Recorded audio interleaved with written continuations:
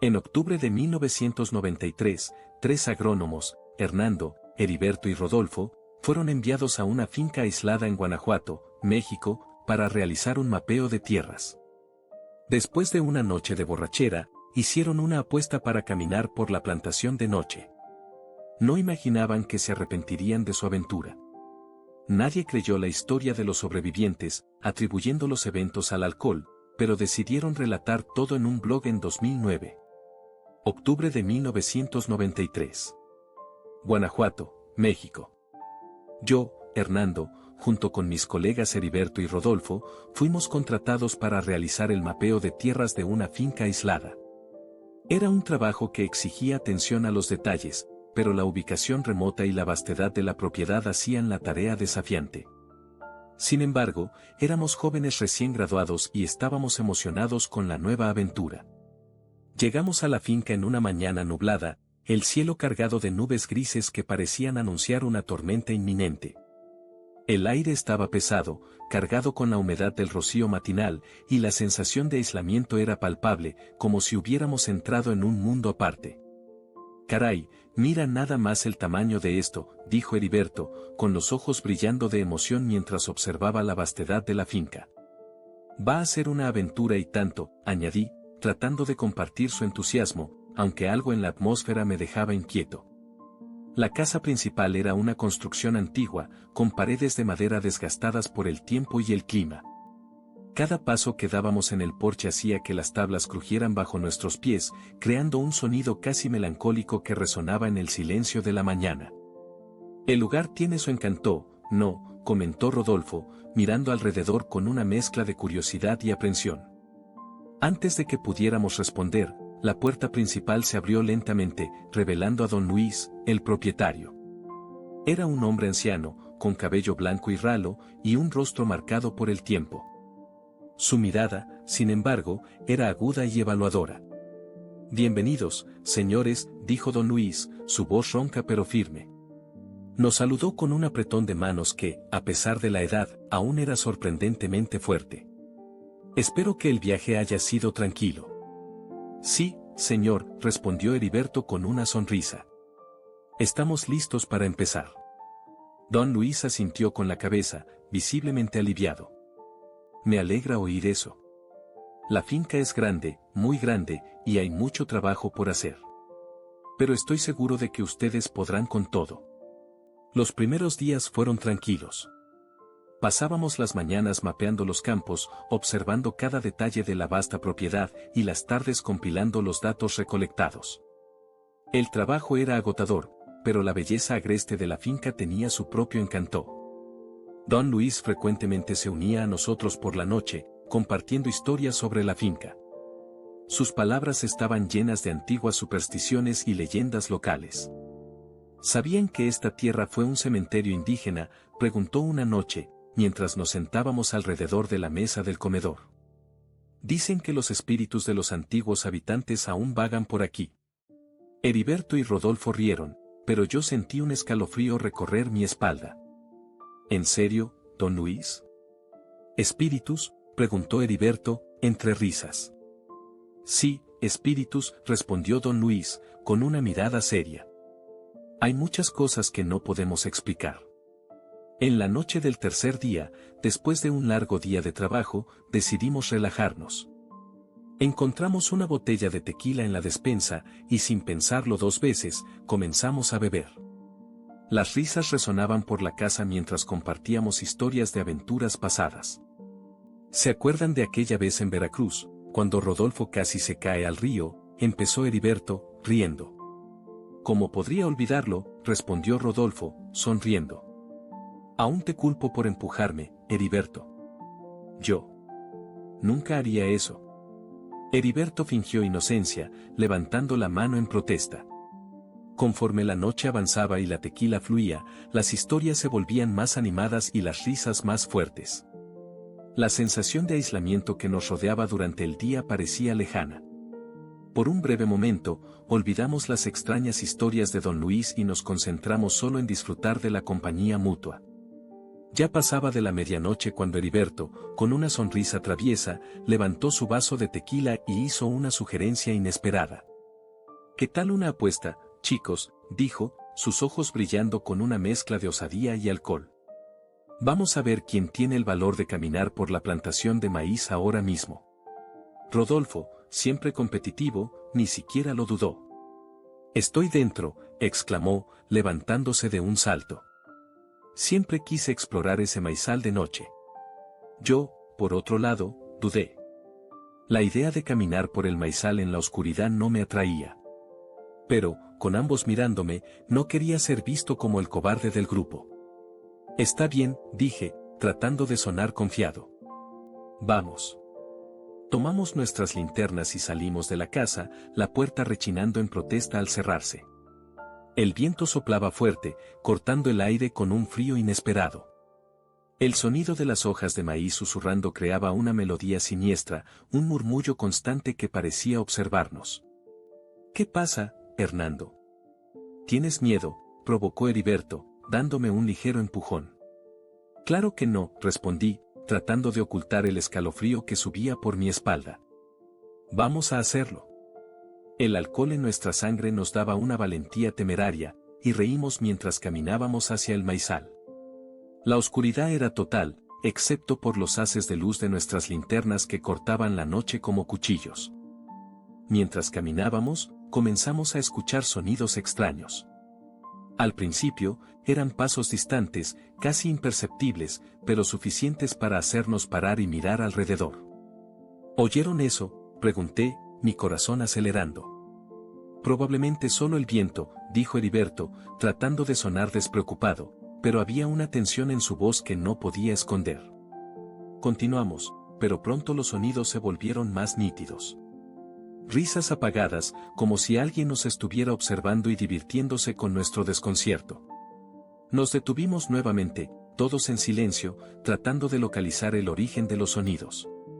Es solo el viento soplando entre las hojas, insistió Heriberto, aunque ahora su voz sonaba menos convincente. Nada de qué preocuparse. Pero había algo más, algo que nos rodeaba y se escondía en las sombras del maizal. Fue entonces que lo vimos.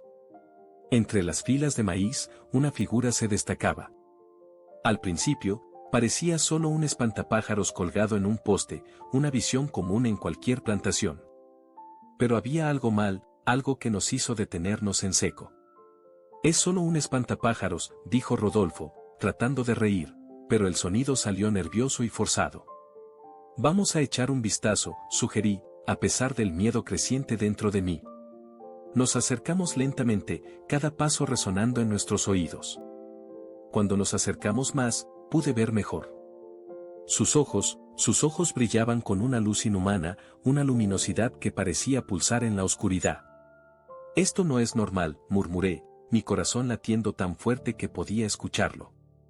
Heriberto intentó acercarse aún más, la curiosidad venciendo al miedo por un momento. Tal vez sea algún tipo de reflejo, o una broma, dijo, extendiendo la mano para tocar el espantapájaros. Antes de que pudiera llegar lo suficientemente cerca, los ojos del espantapájaros parpadearon. Sí, parpadearon como ojos vivos, y una sonrisa macabra se formó en su rostro de paja y trapos. ¿Vieron eso?, exclamó Rodolfo, retrocediendo rápidamente.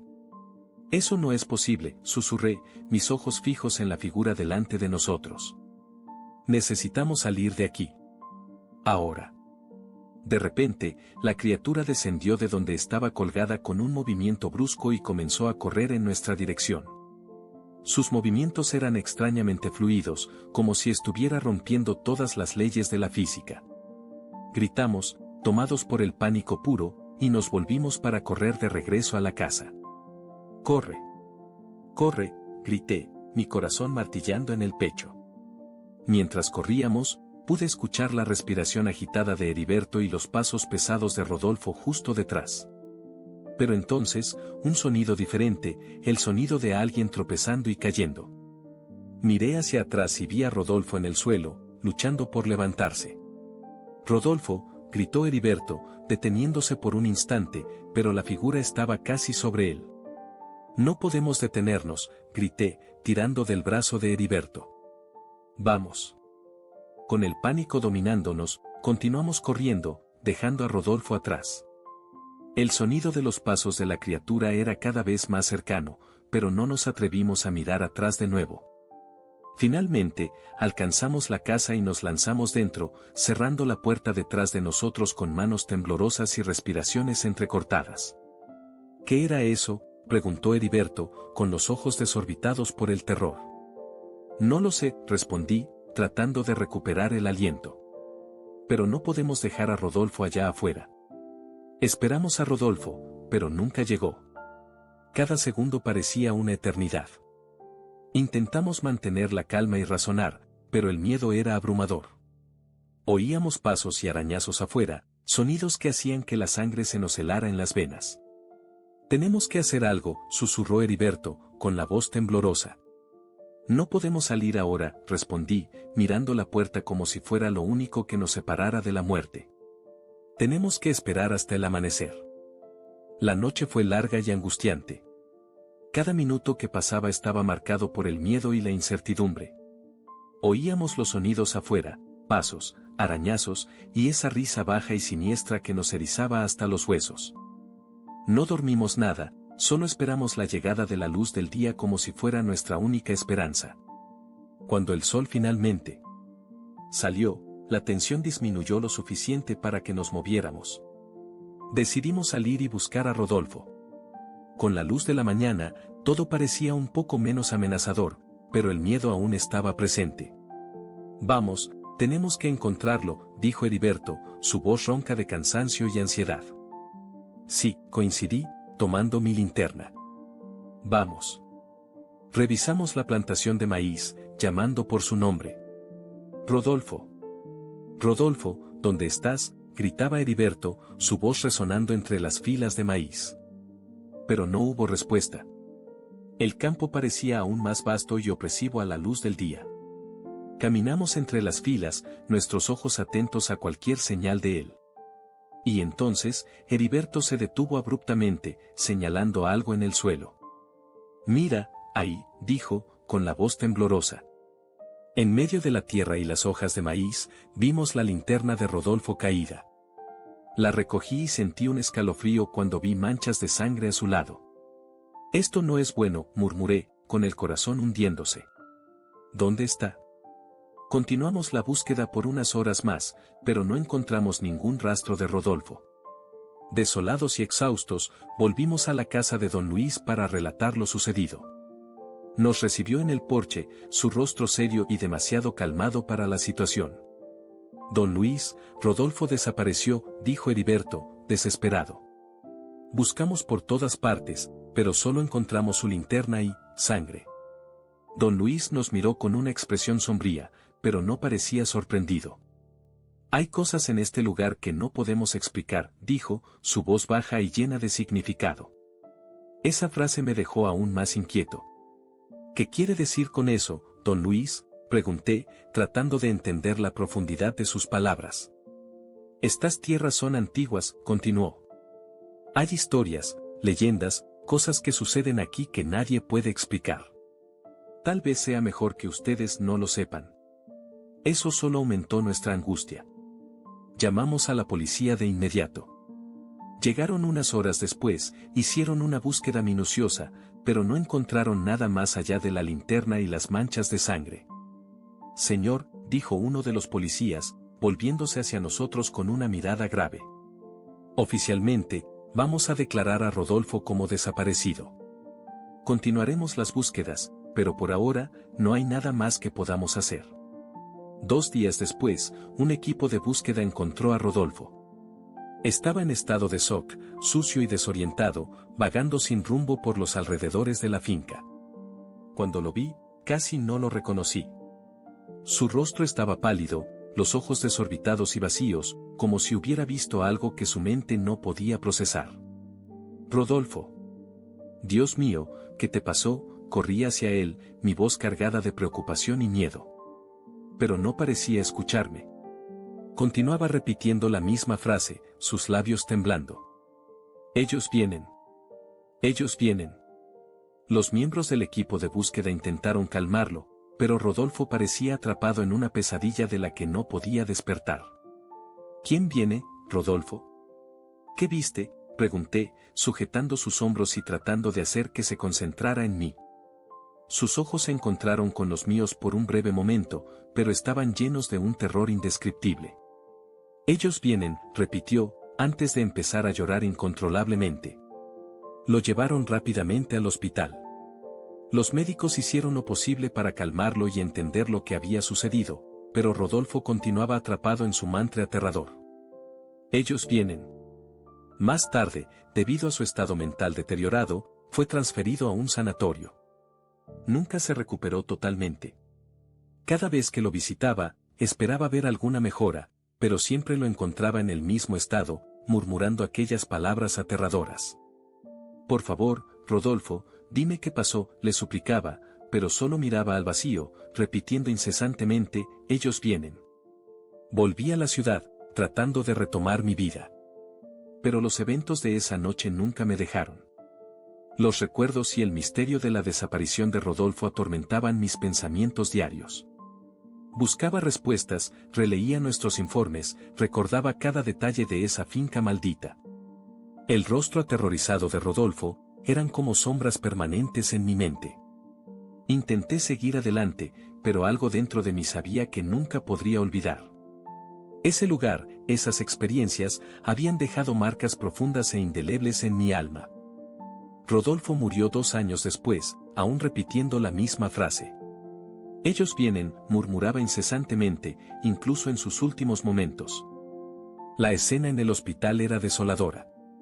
Estaba a su lado, sujetando su mano, tratando de reconfortarlo, pero nada parecía penetrar el velo de terror que lo envolvía. Rodolfo, estoy aquí, decía, con la voz quebrada por la emoción. Estás a salvo ahora. Pero solo miraba al vacío, con los ojos vidriosos y llenos de pavor. Ellos vienen, repetía, como un mantra sombrío. Ver a mi amigo en ese estado me partía el corazón. Ahora, estoy enviando mi historia a este blog, con la esperanza de encontrar respuestas o, al menos, alertar a otros. Me siento frente a la computadora, con las manos temblando mientras escribo. Cada palabra trae de vuelta las memorias de ese terror insoportable. Por favor, lean con atención, empiezo a escribir. Esto no es una alucinación ni un delirio. Es una advertencia. Nadie nos creyó. Esos tipos estaban muy borrachos, decían en los comentarios. Claramente, una alucinación alcohólica, otros añadían, descartando nuestros relatos como nada más que el fruto de una noche de borrachera. Heriberto tampoco volvió a ser el mismo. Quedó traumatizado, con los ojos siempre cargados de una mirada distante, como si estuviera reviviendo esa noche incesantemente. Cuando lo veía, intentaba hablar sobre cualquier otra cosa, pero siempre terminábamos volviendo al mismo punto. ¿Recuerdas a ese espantapájaros, Hernando?, preguntaba, con la voz temblorosa. ¿Cómo podría olvidarlo?, respondía, tratando de mantener la calma. Dicen que todo no fue más que alucinaciones alcohólicas, pero yo sé lo que vi. Sé lo que sentimos. Ese terror era real, palpable, algo que nos marcaría para siempre. Hasta hoy, evito mirar hacia los campos de maíz de noche. Cuando estoy manejando y veo uno, mi corazón se acelera y mis manos aprietan el volante con más fuerza. ¿Estás bien?, pregunta frecuentemente mi esposa, notando mi tensión. Sí, solo, pensando, respondo, tratando de ocultar mi miedo. Pero la verdad es que sé que algo, o alguien, aún está ahí, esperando. Los ojos inhumanos del espantapájaros, los gritos de Rodolfo, y las palabras desesperadas de Heriberto son un constante recordatorio de que el peligro es real. Escribo esta historia no solo como un desahogo, sino como una advertencia. Algo en los campos de maíz aguarda, y rezo para que nadie más tenga que descubrir qué es.